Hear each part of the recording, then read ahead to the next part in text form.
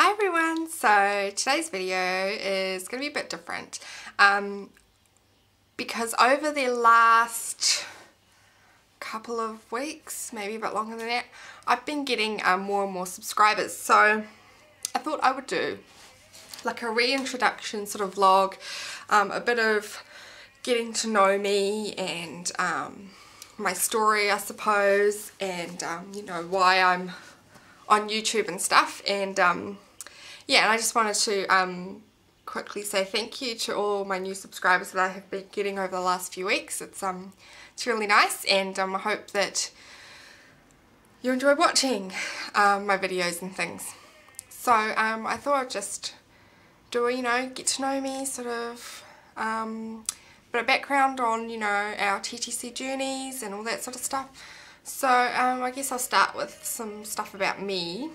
I'm sorry if you can hear noises in the background. AJ's in bed having a nap, and he's just doing his little going to sleep noises that he does. So you'll have to excuse me, I'll probably rub my nose a lot because my hay fever is crazy.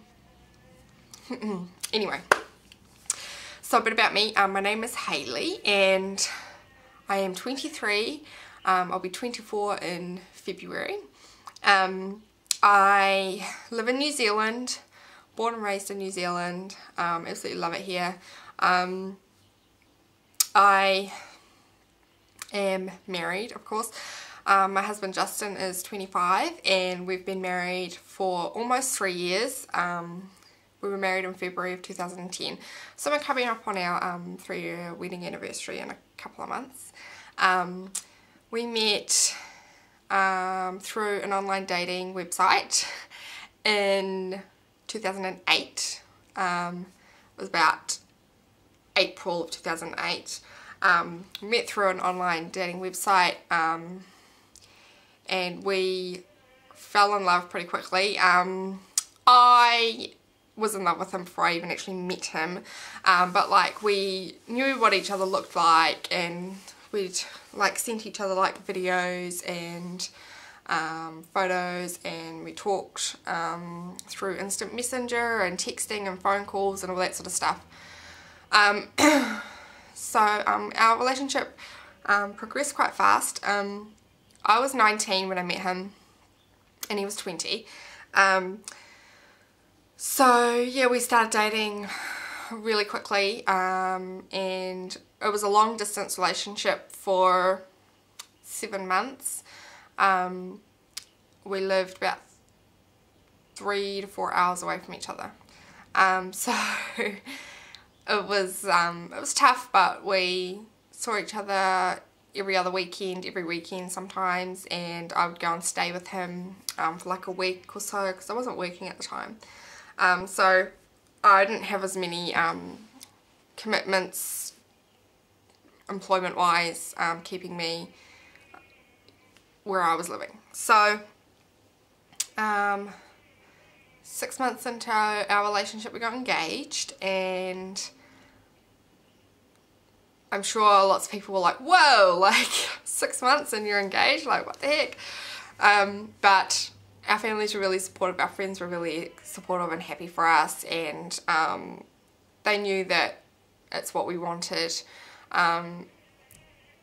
had a lot of things in common in regards to like the way we saw life, what we wanted out of life. We were both ready to settle down and have children and all that sort of stuff, and we have other things in common as well, like music and all that sort of stuff, but like we just had the same outlook on life and where we wanted to go and all that sort of stuff. So yeah, we got engaged after 6 months, and then the following month I moved from where I was living and I moved up to where where we now live, and we've been living together ever since. We were engaged for 16 months, so we had a long engagement, which I think probably our parents and things were probably secretly happy about, that we had a long engagement, but we had a wedding date set in mind that we really wanted, and it was further away than, you know, earlier, but that was okay.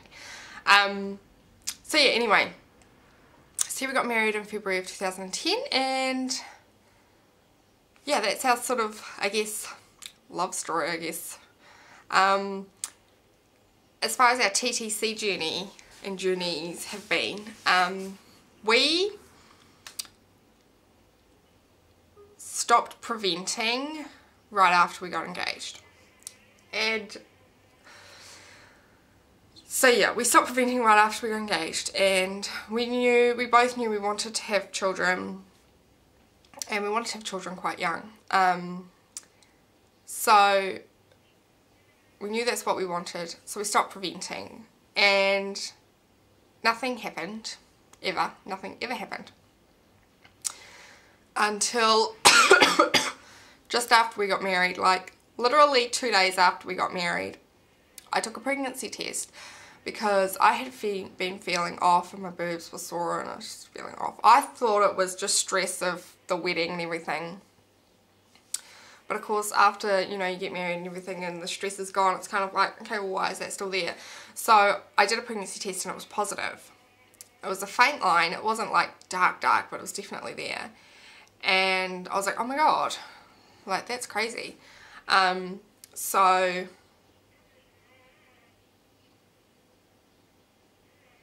to backtrack a bit, I have never ever had a quote normal cycle in my life. I got my first period when I was 10 years old, and that probably sounds quite young, and I suppose it is. And my cycles have never ever been regular, ever. In the 13 years that I've had cycles, they have never ever been regular whatsoever. They varied a lot. 2 months, 4 months, 6 months. Yeah, it just varied. Like 1 month, one cycle could be 2 months long, the next one could be 3, and then it would jump to 5 and then jump down again to 2. It was really weird. And I had a suspicion that I had PCOS. I wasn't really entirely sure, but I sort of had a suspicion quite early on that that's what I had. I've just realised there was light. I didn't know anything about OPKs, ovulation, charting, how things were meant to go during a cycle, like, you know, anything. So we were just sort of like, I guess you could say, we were in the dark, really. So when I got pregnant in February of 2010, it was like, wow, you know, it was a complete shock, but we were happy. And we had tests done, and, you know, we did the blood tests and everything, and I was about 2 weeks along. And then a week and a half to 2 weeks later, I miscarried. And we knew we were going to miscarry because my beta had not gone up. It stopped going up. So we knew that I'd lost the baby, and I knew that I knew it. But the thing is with that pregnancy was that even though I wanted to be happy that I was pregnant, I had this feeling in the back of my mind and this gut feeling that I was not going to carry to term and that we would not actually be parents. So I had this, I tried to put it in the back of my mind and not really, I guess, listen to it, but I knew, my gut instinct was, this is not going to end with a baby and we are not going to be parents at this point. Yeah, I just had that feeling. And it wasn't until after I actually miscarried, I told Justin that I had that feeling, and he said that he had that feeling too, but he didn't want to say anything, and he didn't want to put out bad vibes or anything, but we both had a gut instinct that this pregnancy wasn't gonna, even though that was really devastating, it was, I guess, the catalyst for us to actually take action. It was when I had that miscarriage that we really realised we wanted a family, we wanted to have children, and we really wanted to do something proactive, get proactive about TTC and find out what was going on, and, you know, why I wasn't getting my period every month and just all these things. So After I miscarried, I began to get the most regular cycles I've ever gotten, which was 2 months consistently. So I had a cycle in March, I had a cycle in May, I had a cycle in July, and they were the most consistent cycles I've ever had, and still are the most consistent ones I've ever had, without the help of medication. So we made an appointment with my GP in July of 2010, and we went there and I just basically told him everything. I told him my whole history of how I never had a regular cycle, and of course he knew about the miscarriage and everything, and all this stuff. And so he did a whole lot of blood tests. I, for the life of me, cannot remember what. So he did a whole bunch of blood tests, and then he sent a referral out to a fertility specialist for us to go and see them. And it took a couple of months to get an appointment, but meanwhile we got a whole bunch of, you know, letters and prescriptions and stuff from this fertility place. We had to fill out forms. We had to fill out a whole lot of forms and go and get blood tests, and I had to get a pap smear and everything like that, to try and rule out everything and like get as much information gathered as possible. And we got an appointment for September the 3rd, and we went and saw the fertility specialist, and he was really lovely, and he formally diagnosed me with polycystic ovarian syndrome. And it was such a relief to be formally diagnosed and to have something that was like there, like something that I knew I could research and try and find out about and all that sort of stuff. It wasn't just it might be, it was definitely it is. I had a ultrasound done right after I'd gone to see my GP, because he referred to get me an ultrasound done. He said, I'll get you an ultrasound done to see if it, to check for endometriosis and all that sort of stuff. I didn't have endometriosis. Everything looked really good, except I had a cyst. So I had a formal diagnosis. He gave me a prescription for metformin, and I started on that. I mean, it was such a relief to know what we had, or what I had. And there was a plan in place, you know, so he said if you're not pregnant in 4 to 6 months with the help of metformin and weight loss and all that sort of stuff, then we'll go to the next step. So I was taking metformin every day, my sugar cravings went, and I was walking to work and everything. I was expecting a new cycle to start at the end of September, because they had been, you know, every 2 months, so I was expecting one at the end of September. We were just carrying on as normal, and then the first week of October, it was like the 5th of October or something. Yeah, it was the 5th of October. And I was like, I still haven't started another cycle, and, you know, because I really wanted to be able to, you know,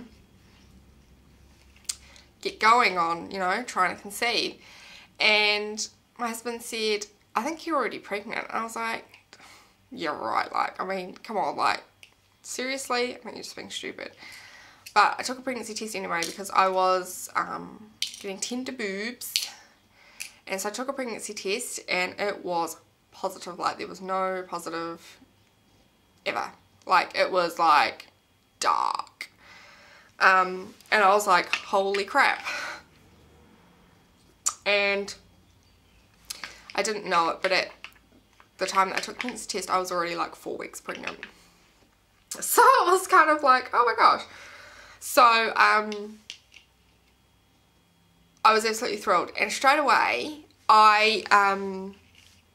the feeling about it was different. I just knew that everything was going to be okay. I didn't have the same feelings or anything that I had the first time I found out I was pregnant. It was a completely different feeling. I felt so rest assured, and I felt completely at peace with it, and I could see myself getting bigger and going through labour and delivery and having a baby.